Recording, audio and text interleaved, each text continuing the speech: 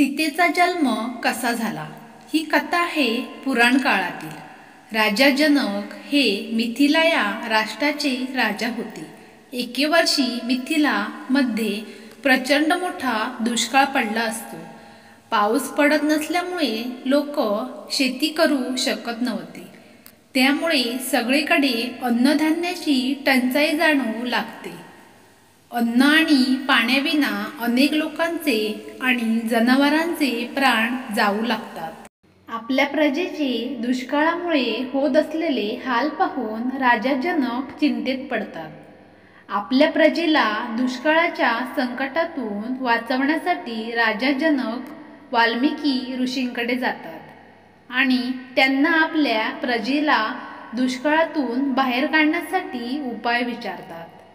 त्यावर वाल्मिकी ऋषी जनक राजांना एक मार्ग सांगतात। ते सांगतात, या दुष्काळातून ते बाहेर पडायचे असेल तर जनक राजांनी स्वतः हातामध्ये नांगर घेऊन शेत नांगरावे। राजा जनक वाल्मिकींचे म्हणणे मान्य करतात।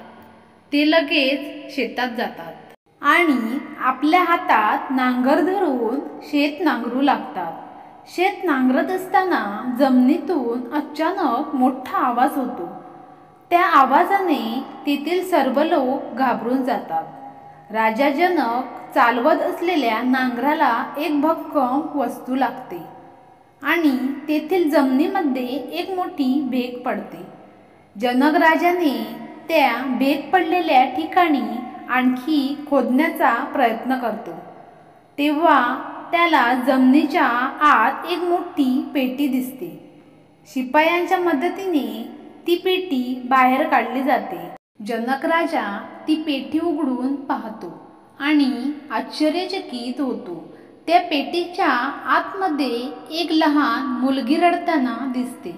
ती मुलगी अतिशय सुंदर असते आणि त्या पेटीत तिच्या आजूबाजूला सगळीकडे माती असते।